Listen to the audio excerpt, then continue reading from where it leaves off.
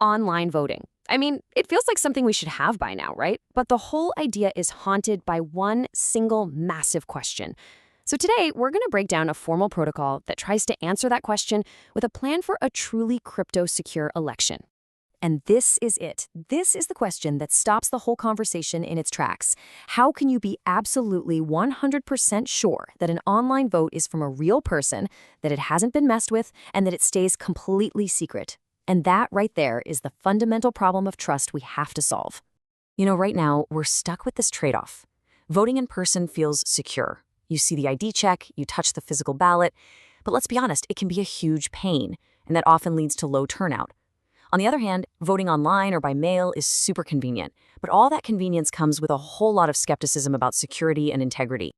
All right, so here's our game plan for this explainer. We're going to start with that core problem of trust. Then we'll get into the digital paper trail that is the backbone of this whole system.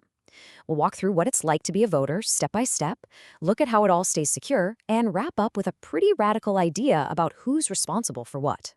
Okay, so the foundation of this entire protocol is built on a simple but really powerful concept: creating an unbreakable, totally verifiable digital paper trail for every single action that happens in an election. So the key building block here is something called a hash paper. Now, I want you to forget about the idea of a single ballot. Instead, imagine that every single action you take, registering, getting an invitation to vote, actually casting your vote, generates its own unique, tamper-proof digital receipt.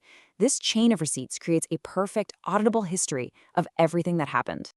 And to make sure that history is legit, the system relies on something called TUC, or Universal Consensus Time.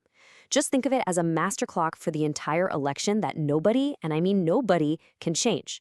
It puts an exact timestamp on every single hash paper, proving precisely when something happened and making it impossible to cheat the timeline.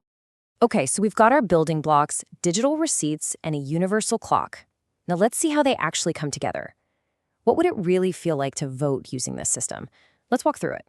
First up, there's a one-time registration where you link your identity to a single, trusted device, like your phone. This creates your unique digital voting license. Then, the election authority sends an official, signed invitation to vote directly to that device. And your only job is to make a simple choice. Tap Accept, I want to vote, or Reject. That's it. Now, if you hit Accept, this is where things get really interesting. The system kicks off what it calls a proof of life. It's basically a live video session where you're given a unique, on-the-spot challenge, like reading a random phrase that just appeared on your screen. This is how you prove you're a living person present at that exact moment. No deepfakes, no pre-recorded videos.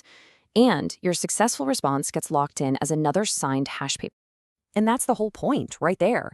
The proof of life check has nothing to do with who you're voting for. It has one job and one job only: to prove that a living, breathing person has consented to cast a vote at this specific moment in time.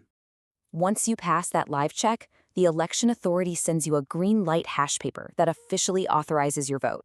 Only then do you actually make your choices. Your device then wraps up your selections in a heavily encrypted package, a secret ballot that no one can read. You send it off, and instantly you get a final, signed hash paper back.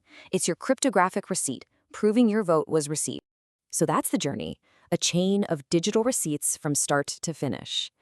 But I know what you're thinking. That's a lot of moving parts. So how does this whole thing actually protect the secrecy and integrity of your vote? Because let's face it, this is what it all comes down to.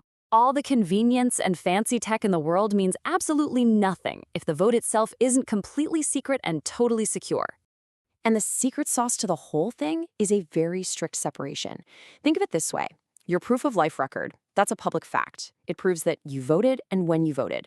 But the ballot itself, that's a completely separate encrypted package.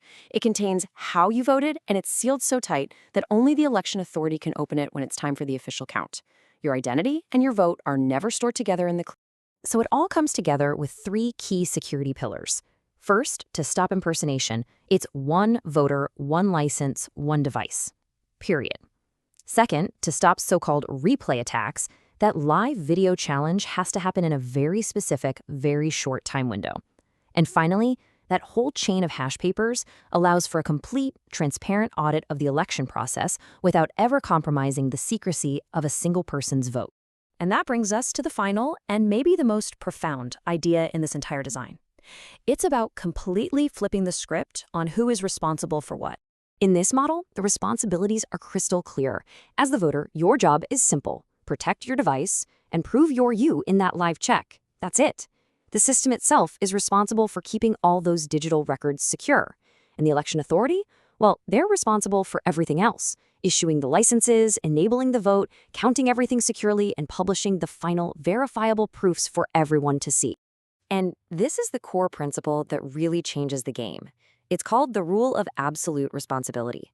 And it says that the second that you, the voter, successfully complete that proof of life, your job is done. From that point forward, the entire burden for the integrity of your vote, for receiving it, securing it, and counting it, shifts completely to the institution running the election. By creating a system where every single step is a verifiable proof and responsibility is so clearly defined, this protocol doesn't just ask for our trust, it tries to earn it through pure cryptography. Which leaves us with a pretty fascinating question to think about. Is a fully traceable cryptographic democracy the future of voting?